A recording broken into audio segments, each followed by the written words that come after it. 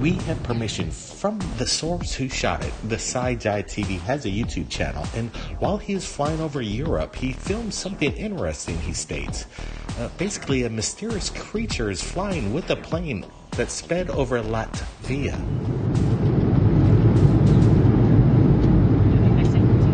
Huh?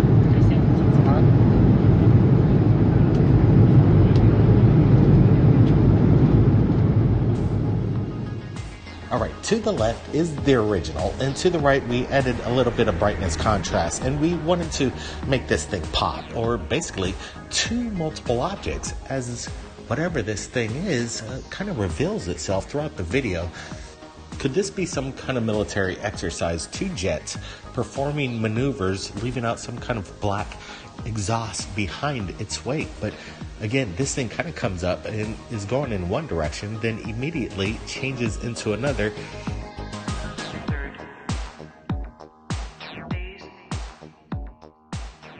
It's definitely strange. I like the way the person who captured this is kind of describing this as a possible life form, a creature of some kind. Brent, what's your thoughts here? Look at that thing. It has a tail and it seems to almost be fading out right at the end. But I like when it does that double take, when it comes right at the camera, you could almost see that they're two separate craft or whatever they are. Could this be one jet just giving a bunch of exhaust and black diesel? Yeah, it's definitely strange. We've had videos like this before, and they're all from the European region, which is kind of curious. You don't see this kind of stuff over the United States. But then again, I'm looking at this closer, and you really don't see any kind of craft emitting these kind of black trails behind it. It's basically coming from its own source. Very strange indeed. I want to get your comments below. What do you think just happened over Latvia? Again, the original link's below, so take a look at that, and let's get to this next one. This one was captured earlier this month, and I wanted to get a better look at it, so we got permission to share the video with you. And what happened over Hickory, North Carolina? Take a look at this video. Control, this is flight. We have landed on the moon. All right, Tyler Mawa, he allowed us to share this with you, and he captured this on his dash cam approximately about 6:54 a.m. early in the morning, and it was at the intersection of St. Paul's Church Road and Highway 70 in Hickory, North Carolina. He said that looking almost directly south, he was very satisfied to watch. He couldn't hold back his excitement. We had to unfortunately mute some of the audio due to some music playing in the background, but let's get to what this possibly could be. A lot of people are speculating that it's just simply a meteor, and I'm going to have to pretty much agree with them. But then again, when you're looking at this a little closer, this thing doesn't seem like it's descending. It's just traversing across the sky, almost in a horizontal trajectory. Brent, what's your thoughts here? It almost seems like you're skipping a rock across water, but this thing's flying above the air that just entered our atmosphere and it's burning up. There is no tail, which I found kind of fascinating, but I do believe this is a meteor. It does turn green at the end, that's what he states, and meteors often do have a greenish tint. It depends on the composite of what this meteor is made of. I like this sighting. We're going to share it either way. If this is a meteor or a UFO, it's something that's in the sky that I think everybody needs to see. It's a phenomenon. There are a lot of people within the day of April 4, 2019, just earlier this month, captured the same thing. So everybody do their research, take a look at it, and give us your opinion. Is this just space junk possibly falling out of the sky, burning up in our atmosphere? Or some people dare say it may be a UFO. Now, let's get to this next video. I gotta say, this is pretty interesting. Take a look at this.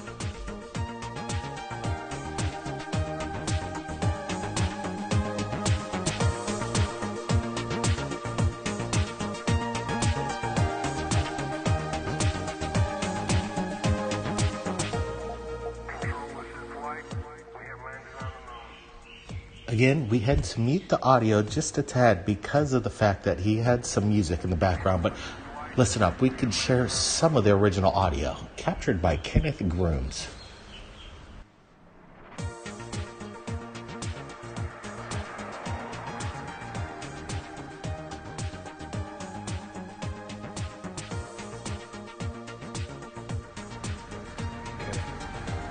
That's just weird. You don't think that's just weird? I ain't never seen nothing like that before. Ever.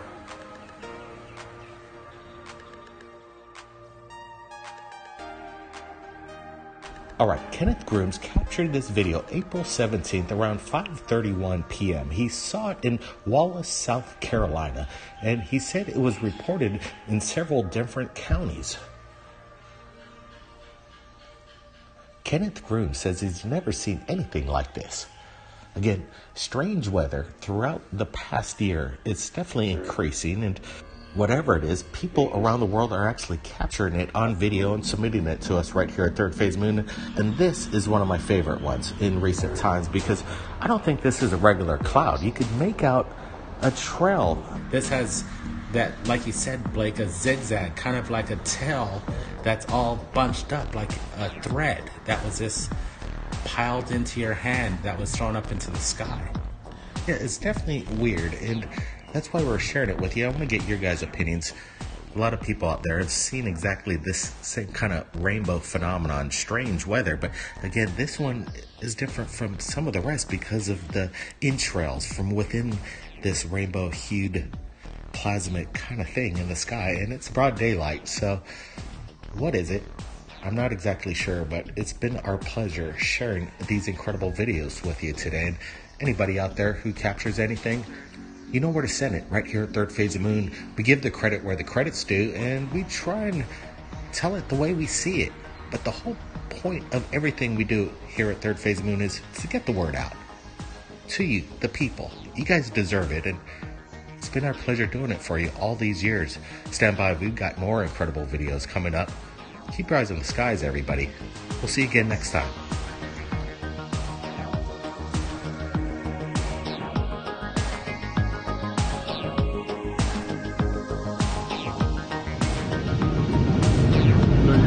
То ли не облако, непонятно.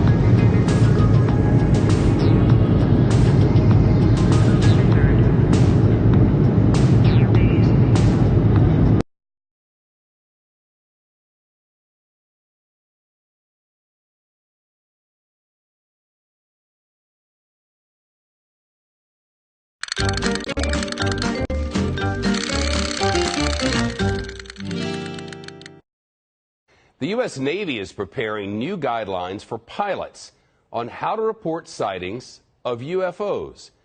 The military reports there have been strange sightings of unauthorized or unidentified aircraft over its airspace in recent years, though no confirmed encounters with anybody from some other place. But the Navy is updating its process so that investigators can look into each individual report. Our national security correspondent Jennifer Griffin is live at the Pentagon. Hey, Jen. Hi, Shep. Well, the Pentagon closed its office that dealt with UFO sightings in 2012 when Congress, in essence, stopped funding it. That office was called the Advanced Aerospace Threat Identification Program. Now, after a series of unusual encounters by Navy jets, like this one in 2017, showing an F-18 Super Hornet encountering an unidentified object, the Navy has decided it needs to codify how its sailors and pilots record such unexplained events in case these flying objects are, in fact, some kind of advanced aircraft sent by the Russians or Chinese to spy on the U.S. military. In essence, the U.S. Navy and Pentagon are trying to destigmatize reporting what they call unexplained aerial phenomena. Today, the Navy issued a statement, quote, "The Navy is updating and formalizing the process by which reports of any such suspected incursions can be made to the cognizant authorities. A new message to the fleet that will detail the steps for reporting is in draft. In response to requests for information from congressional members and staff, Navy officials have provided a series of briefings by senior naval intelligence officials as well as aviators who reported hazards to aviation safety." For many years, it was considered a career ender to report these unexplained encounters, so many military personnel have guidelines for reporting UFOs today. Shepard. Jennifer, thank you.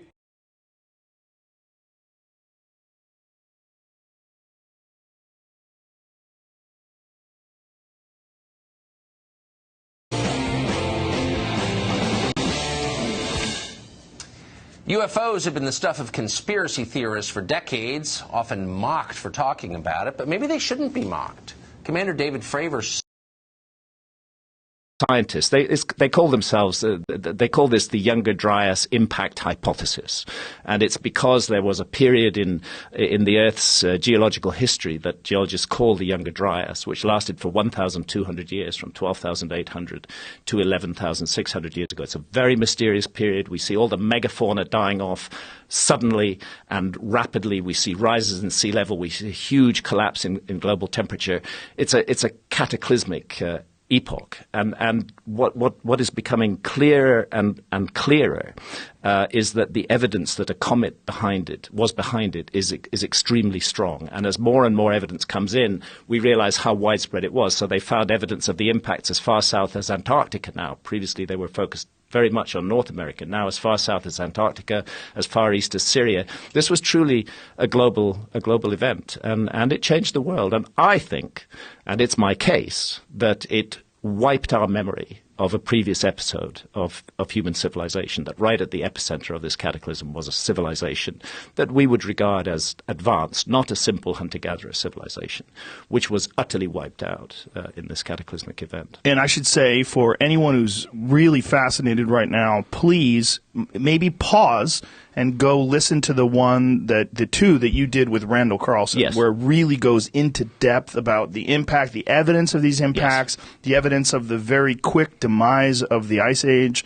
and what may have resulted in all these floods that you read about in the Epic of Gilgamesh, that you read about in Noah's Ark, and that all these things are probably tales of stories that people pass down from generation to generation that survived this time. Yeah, because we now know that at that time, between 12,800 and 11,600 years ago, truly global cataclysmic events involving rapid rises in sea level did occur, and suddenly the worldwide tradition of a global flood stops being just a myth and starts being a memory, an account of real events. It's been my privilege to work very closely with Randall Carlson. Yeah, he's amazing. Randall is absolutely amazing. He is a total genius. He's also a gentle giant and such a kind, generous, spirited person. It's a joy to work with him, and every minute spent with him is an education. I had the privilege of traveling across the Channel Scablands in Washington State with Randall, and seeing things through his eyes really opened my eyes to the scale of this disaster. You know, you could look at these giant boulders called glacial erratics, and they just look odd sitting there in the landscape, but when you really consider how they got there,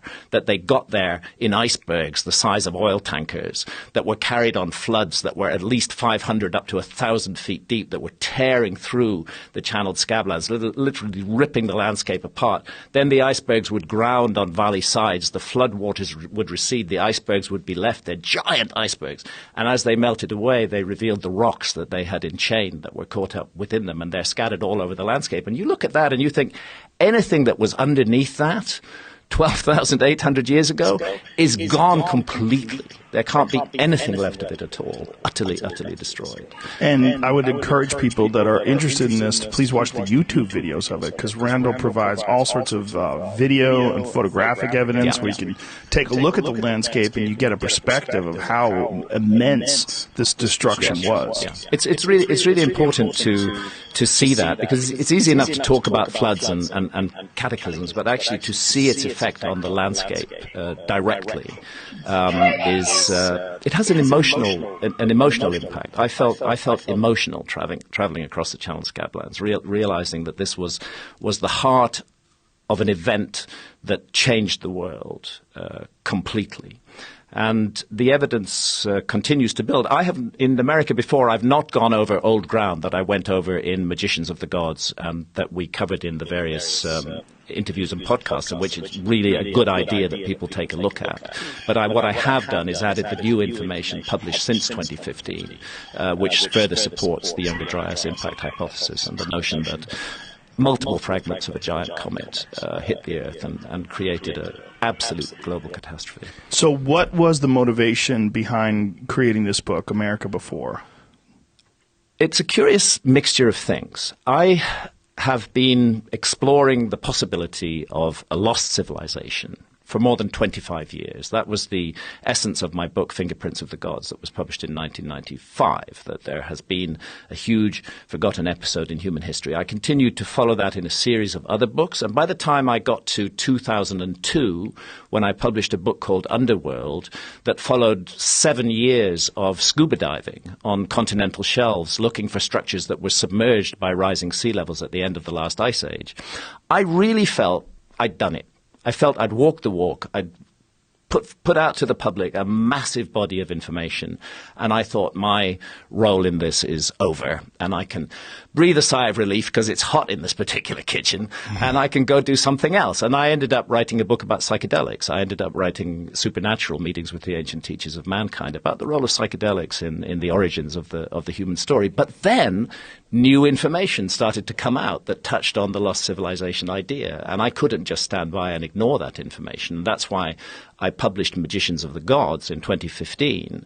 And then, as I was researching that book, I became aware of something I hadn't realized before, that there's a mass of new information from the Americas, specifically from the Americas, which completely rewrites the story of human history, that the Americas have been misrepresented for a very long time by archaeology. And archaeologists will be annoyed with me for saying that. They have a way of forgetting their own errors, of saying, oh, well, we knew that all along. It wasn't the case. But the fact of the matter remains that for best part of 50 years, from the 1960s through until about 2010, American archaeology was locked in a dogma that they actually had a name for, which was Clovis first. That they invented a name for a culture. They called them the Clovis culture. We don't know what they called themselves. They were hunter-gatherers.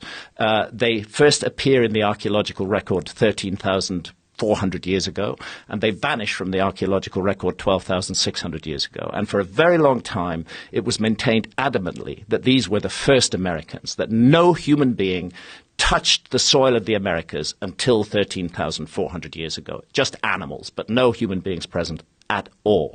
And any archaeologist who attempted to dispute that dogma, and I use the word deliberately, there should be no room for dogma in science, but any archaeologist who challenged that would face severe problems with his or her career.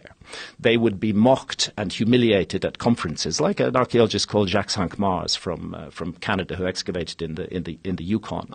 Humiliated at conferences, insulted, accused of making stuff up. Their research funding would be withdrawn. Basically, to challenge Clovis first was the end of your archaeological career. So naturally, very few archaeologists wanted to challenge Clovis first. What was this gentleman in the Yukon? What was his He's called situation? Jacques Cinq-Mars. And interestingly, the Smithsonian, just in 2017, did a big kind of mea culpa, a big admission about this, that everybody had got things wrong, that Jacques Cinq-Mars had been ruined by the Clovis first lobby, but he'd been right all along. The site he excavated in the Yukon was re-excavated in 2017, and every single thing he said was correct, even though they had just sneered at him. In what year was he? He was excavating in the 1980s and the 1990s. Is he still alive? He's still alive. He's still alive, yeah. Is he bitter? Well, I think he's vindicated, and it's kind of nice to be vindicated. Yes. That there's almost a place in folklore for the individual who is scorned and humiliated, by others, but who turns out to be right, and he was right. But my point about this is that what it meant was, since it was the dogma that Clovis was first, that the oldest dates were 13,400 years ago, there seemed to be no logic to archaeologists in digging deeper. You know how it is with archaeology, that the upper levels are the youngest, and the deeper you go, the older it gets. That's why we say Upper Paleolithic for the late Ice Age, and Lower Paleolithic for the late Stone Age, and lower for the older Stone Age. And the feeling was no need to dig below the Clovis layer, because we already know that there were no human beings there before that. And then a few archaeologists, I've mentioned Jacques Cinq-Mars, but another is Al Goodyear from the University of South Carolina, who excavated a site called Topper in South Carolina. Now, Topper is an incredibly rich Clovis site. It's full of their tools, their points. They made these special flint points that were used as arrowheads and spears. A great Clovis site. He finished excavating the Clovis level, and then he did something that was supposed not to be done. He decided to dig deeper. And he carried on digging down, and there was a layer of about 1.5 meters of barren soil, and then beneath that, more human artifacts. And they finally date those back to more than 50,000 years ago.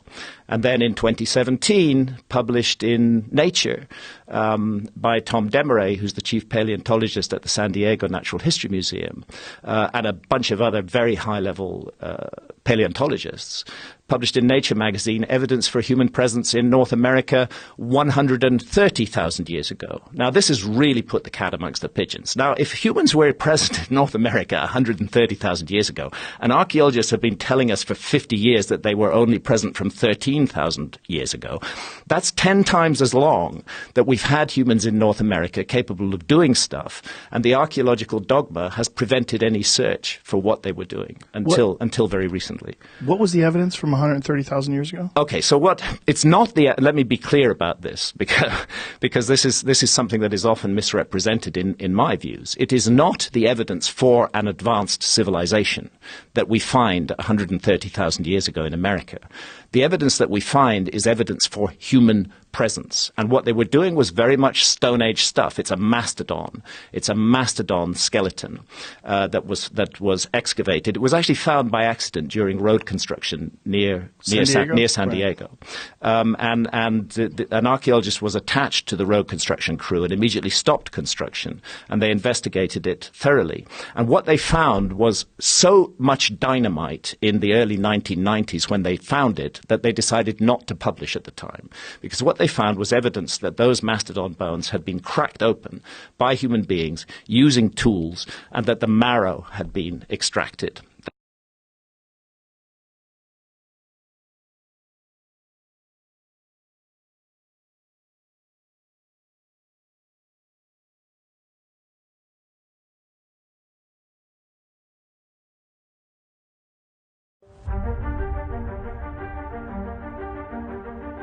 UFO sightings around the world have reached an all-time high. According to data from the National UFO Reporting Center, UFO sightings experienced a boom in the 1980s. Reported sightings went from less than 5,000 in 1980 to about 10,000 in 1990.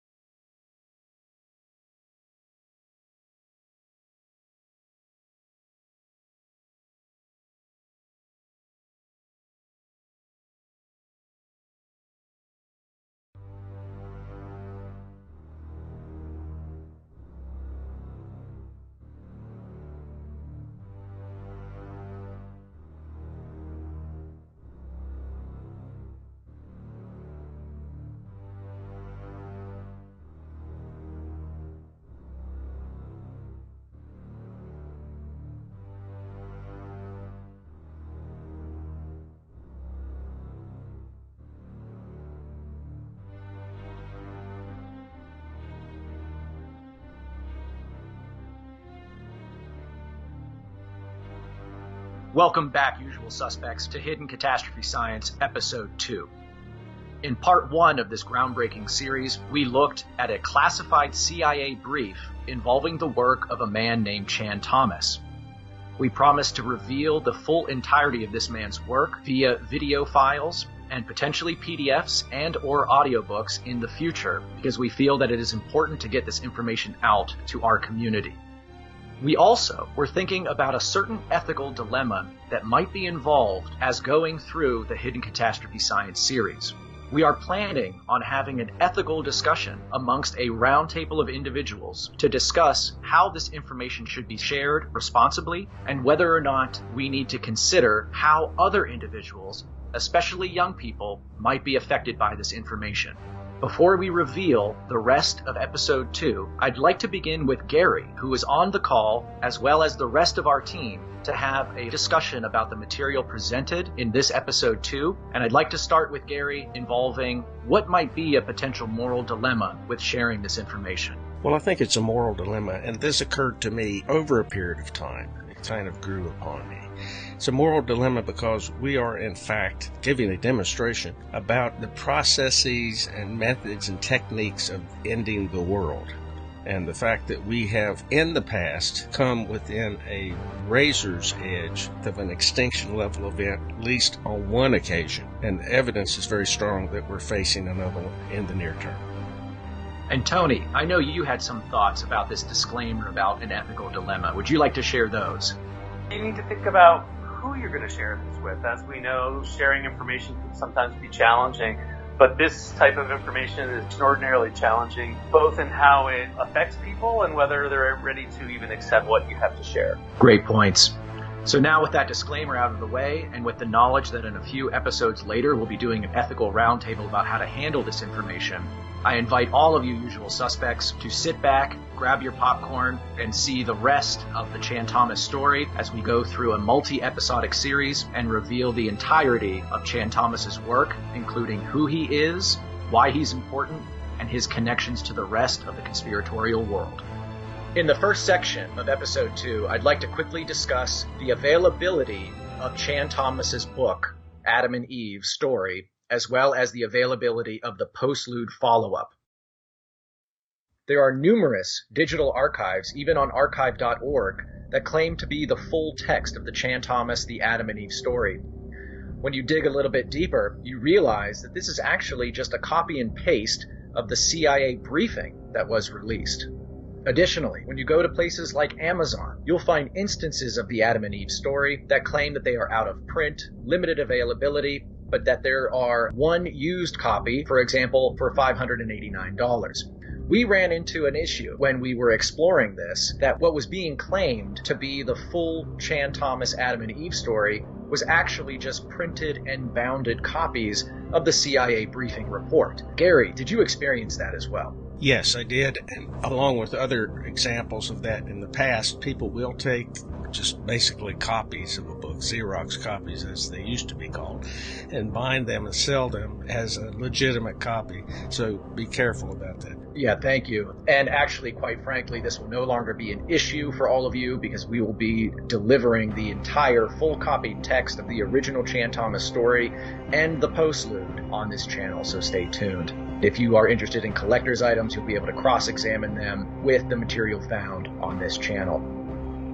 I'd now like to move into the World Cat. This is a catalog of available library books across the world, and you will find 5 instances of the Adam and Eve story, and this one at the top called Adam and Eve Story, The History of Cataclysms. After going through each of these 5 links, they are identical in availability across the world's libraries. You'll see here there's 1 through 6, as well as about 4 pages of other libraries which claim to have this book. However, we clicked through all of these links, and the vast majority of them, save for one, that we were actually able to find the full copy text, the vast majority of them are either out of stock, lent but never returned, missing, or go to 404 error pages. So that was kind of a frustrating moment for us on the team. Before I get back to the WorldCat, we also noticed going throughout the internet this Google Books page, which seems to indicate that the actual book is 232 pages long.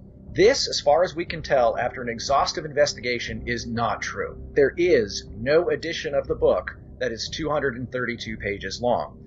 This likely was a typo mistake error that has now perpetuated itself across the internet.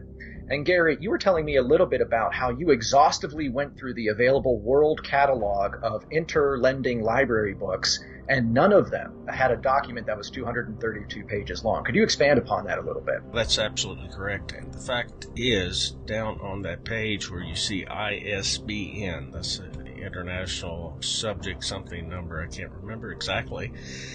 If you search on that number in the WorldCat, that will give you the same results as the book search itself.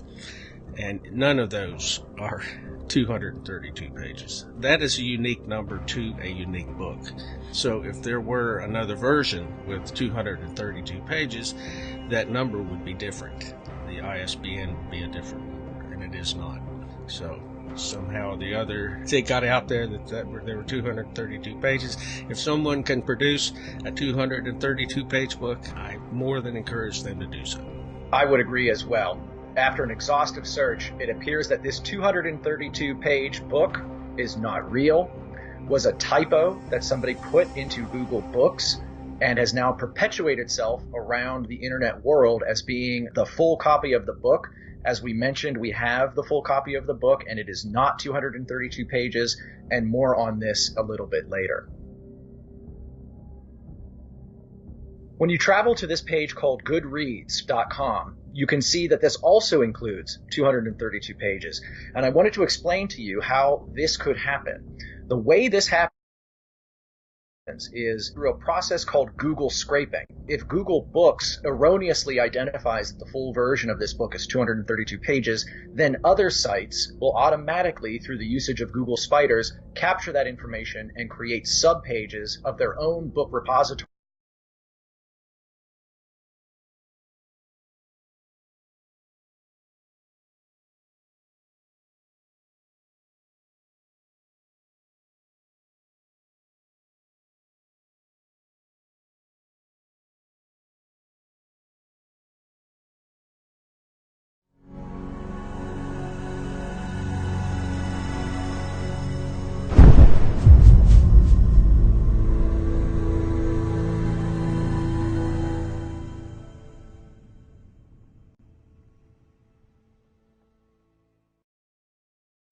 Greetings to all the usual suspects out there. This is the Suspect Sky team.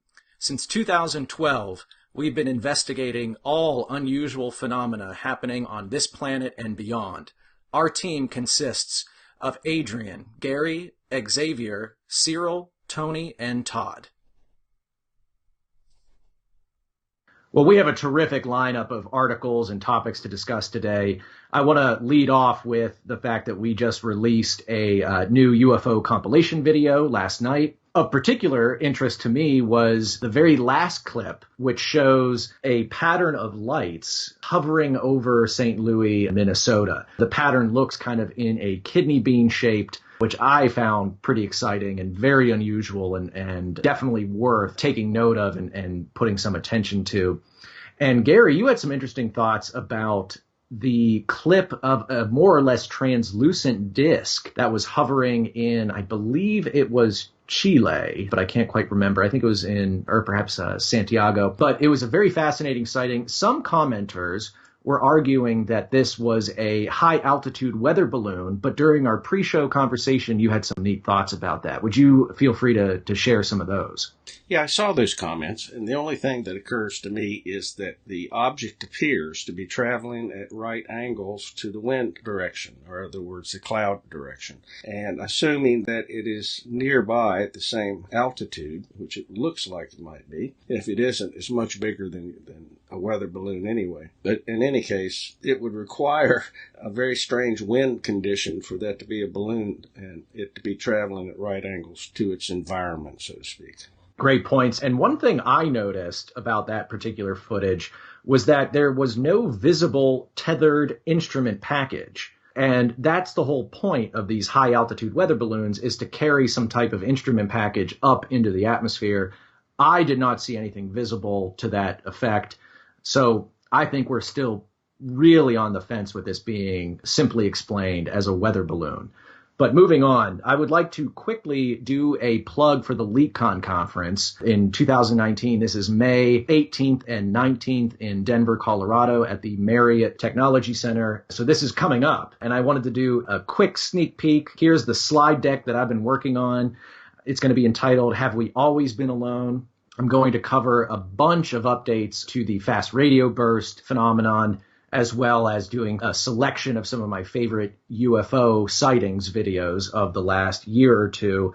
And I also wanted to point out that as part of this presentation, I will be taking a look at this sort of evolving document that I have been keeping for several years, I would say about 6 years, of information related to fast radio bursts and their dispersion measure.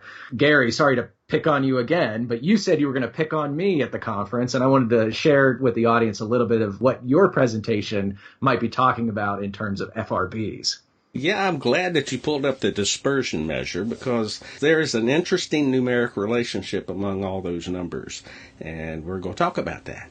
I'm super excited. This is going to be a lot of fun. According to the organizer of the conference, I will be presenting both Saturday and Sunday. I think we're still waiting on Gary's schedule, and I also don't know what time that I'll be presenting, but all of those details will be coming out shortly. So if you're in the Denver area or can make it, I hope to see you there in person. And of course, I will be selling the book, the Type 5 there. And if you've been watching the very slow evolution of SuspectSky.com, just haven't had time to really dig into developing this, you'll notice that we now have links to buying a book as well as merchandise. So all of this is still in its very infancy stage. But if you're a fan of the channel, please check out both the book and the merchandise.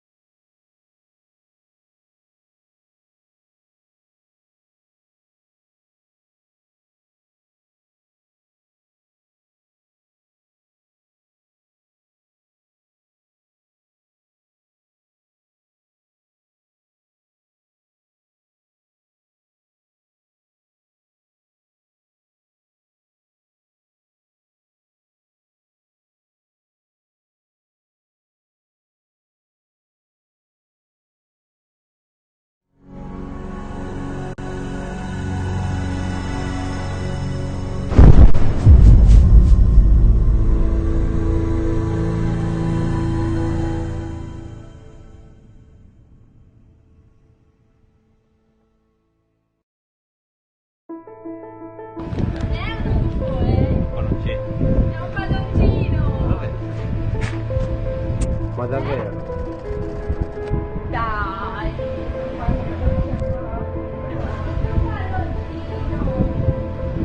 Tosto? Non lo so.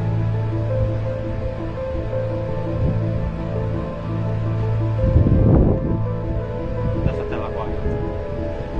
Adesso scendono i marziani.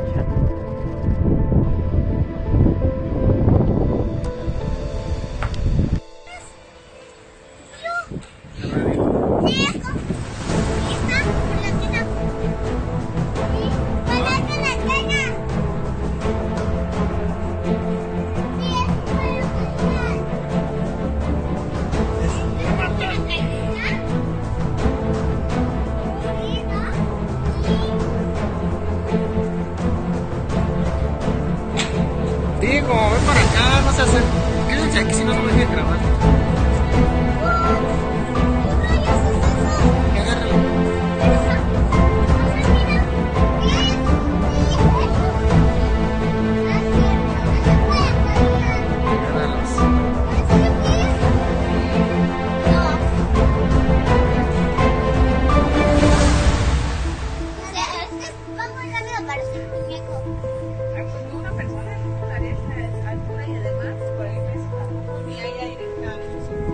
Agárralos.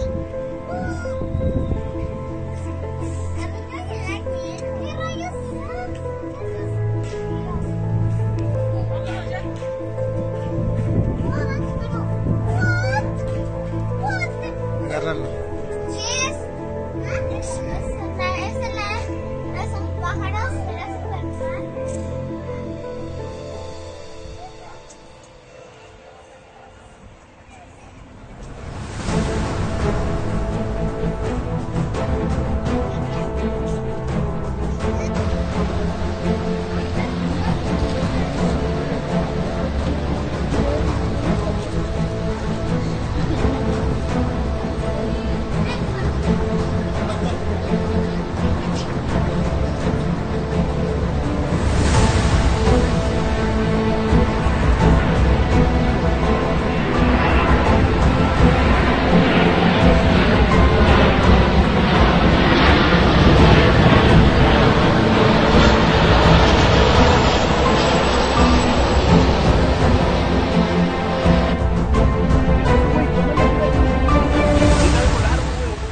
Vaya abajo del pájaro, mira. Mira nomás, güey. Mira. Tiene como pistola, güey. ¿Qué es eso? No sé, güey. Mira, y el otro, al lado, mira. Hay otra nave chiquitita, güey. Ese pícaro. No mames, güey. ¿Empalme para qué? Hay otra cosa blanca, güey. Ahí hay. ¿No hay? Son 3, güey. No mames, güey. Mierda, güey.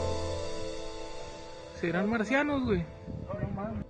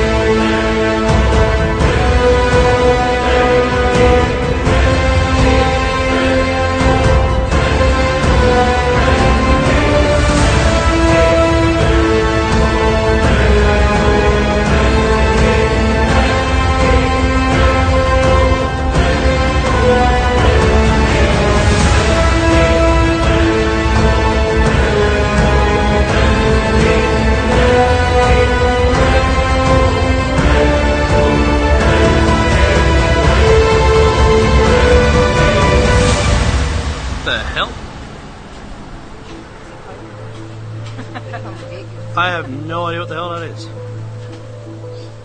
What the... I don't know, I'm like zoomed all the way in and it looks like it's a flying Y. Look, it looks like a flying Y. Eagle. No, it's not. It's not flapping wings or anything. Oh, focus, camera, focus. The hell?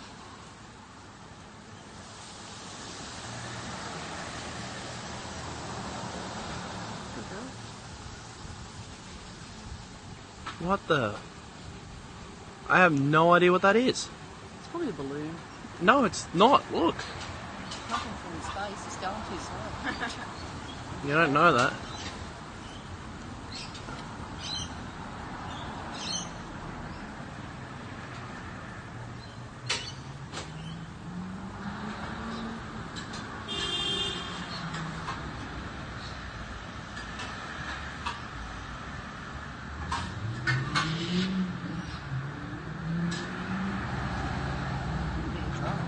It's not a drone. Would definitely not be that high if it's a drone and that far.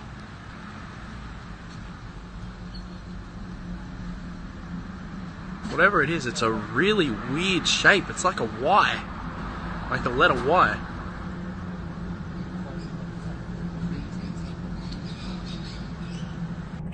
Okay.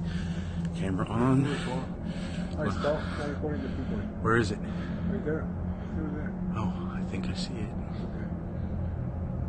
Let me get that. No, wait, I don't see it. Hold on. Yeah, I saw it. I didn't. I'm trying to record it. Let me catch. There. Okay. Okay. Hold on. Look at my camera screen. There you go. I got it. Let me get it.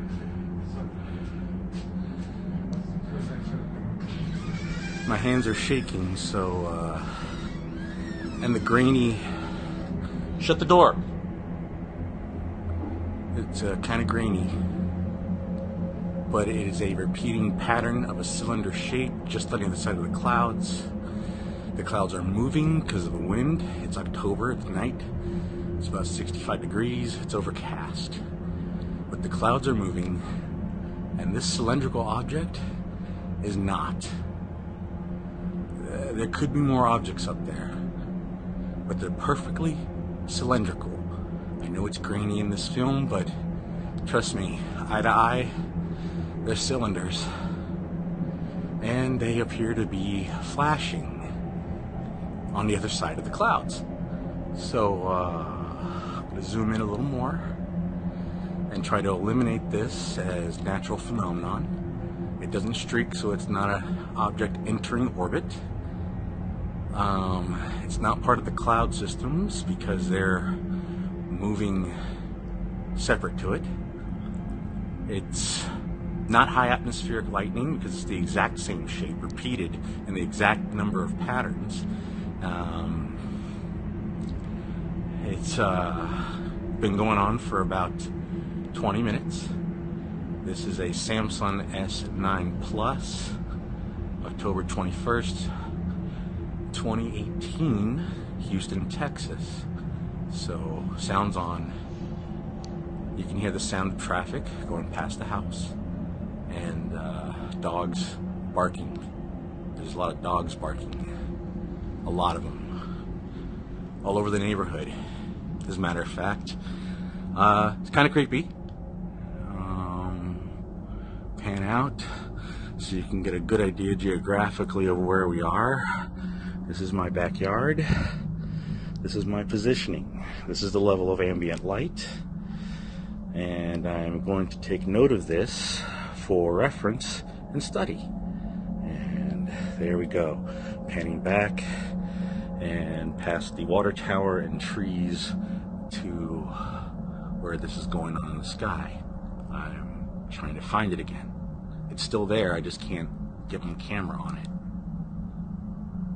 Let's see if I can find it again. It's there, it's flashing, I'm just missing it somehow. There it is. They're very hard to catch with the camera because it's so subtle. So very subtle.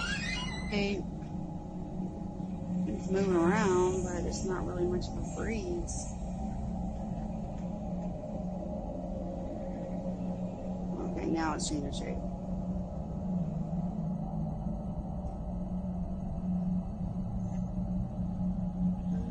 Weird.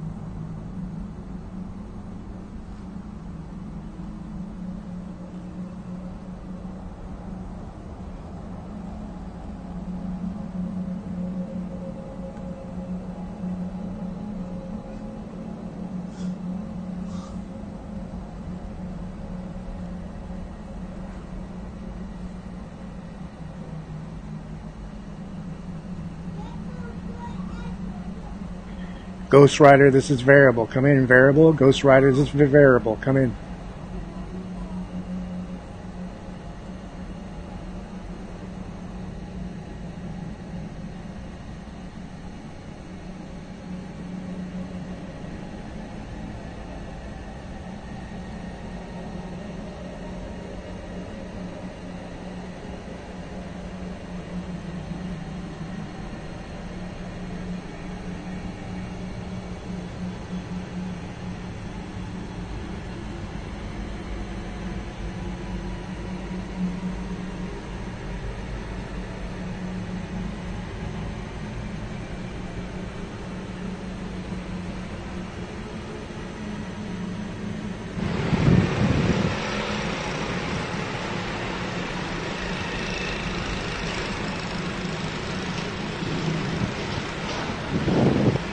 Cái này cái gì đây mọi người?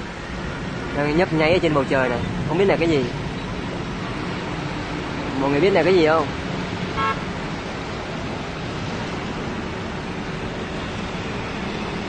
Đang chơi giành minh mối trận vậy này.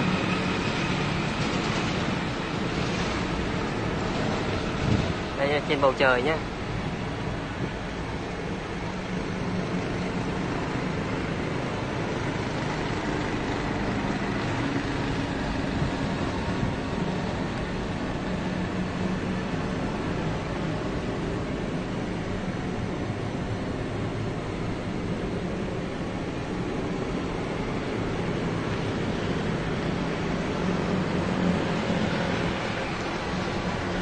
UFO.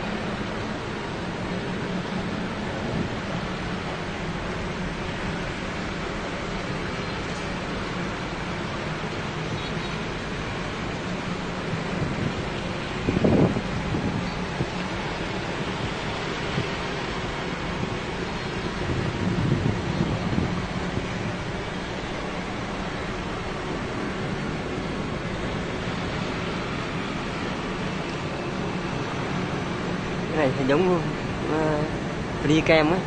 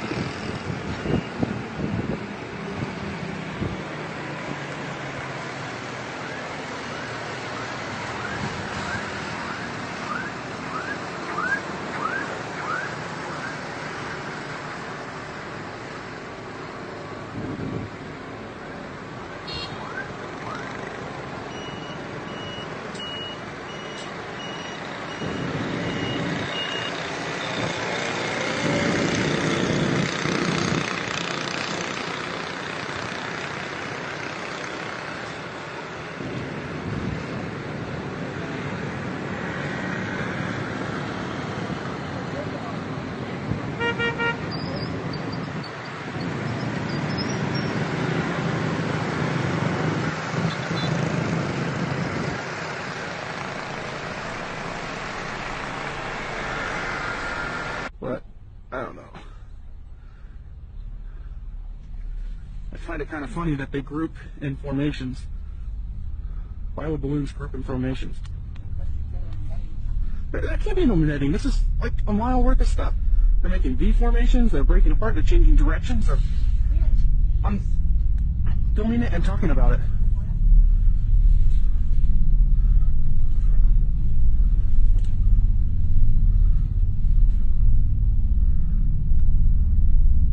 I've been waiting for a sighting like this a long time.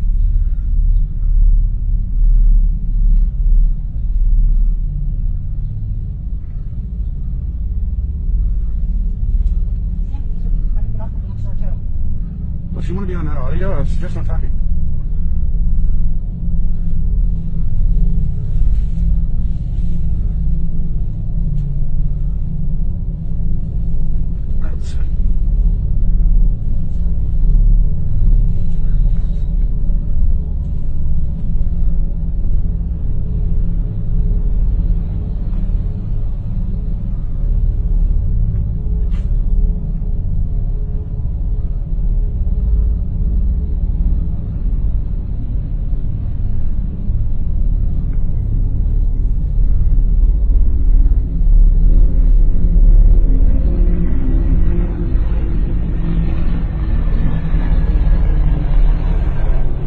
Sheriff helicopter. Second one sheriff helicopter.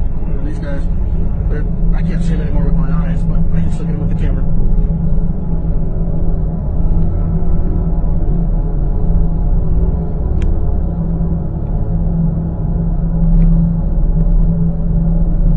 Look at the formation.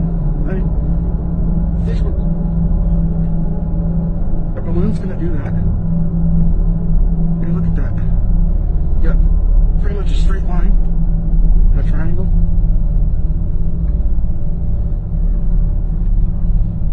Yep, hundreds of them. And then you have them grouped up in more triangle formations. Eat your heart out. I got a friend on YouTube that I follow her stuff. She's aliens. Oh, I don't know. I don't know what to tell you guys. This is the first time I've seen something like this.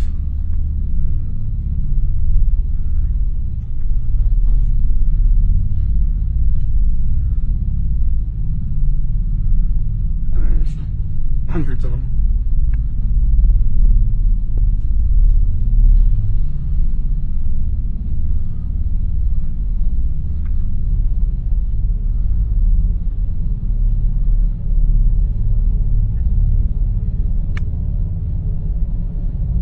These are Chinese lanterns. They don't look like Mylar balloons.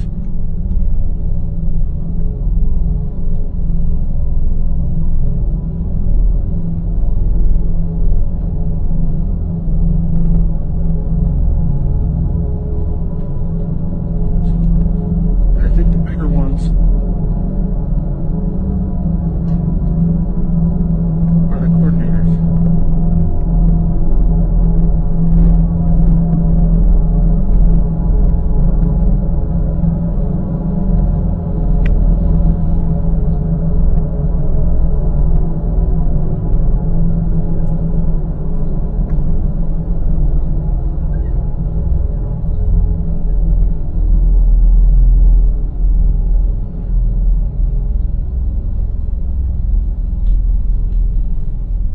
I can't see them anymore. My eyes. I'm only getting them on video.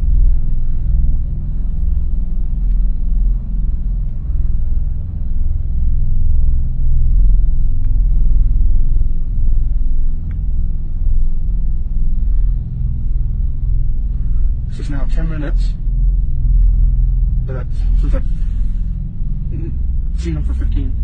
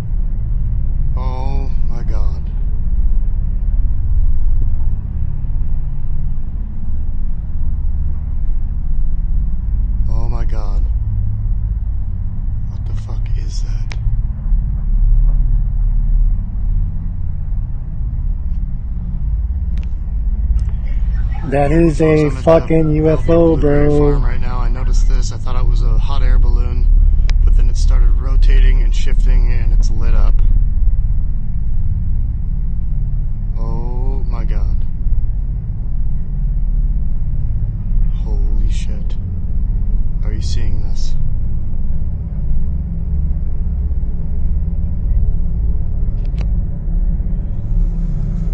Franco!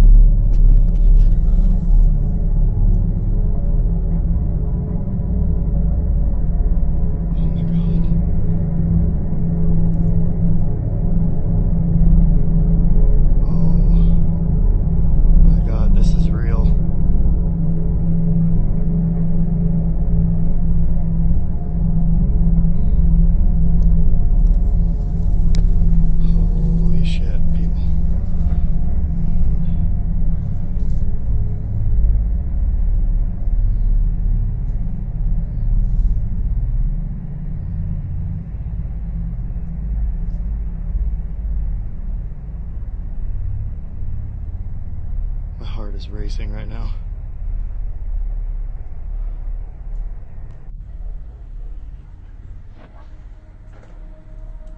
Ah, lá em cima agora. Agora o negócio tá lá em cima. O negócio foi um lote de segunda daqui, bode.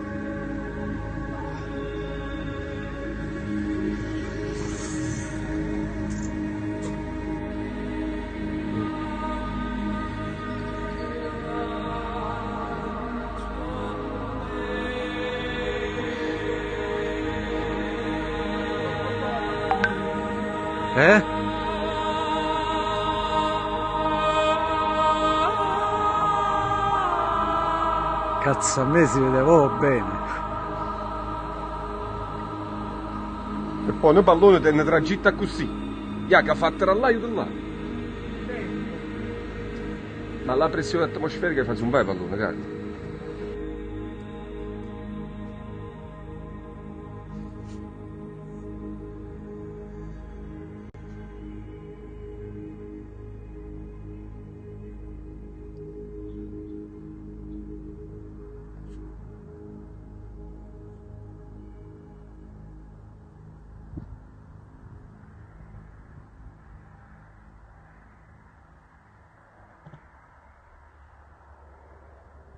Shit, I gave him a hand.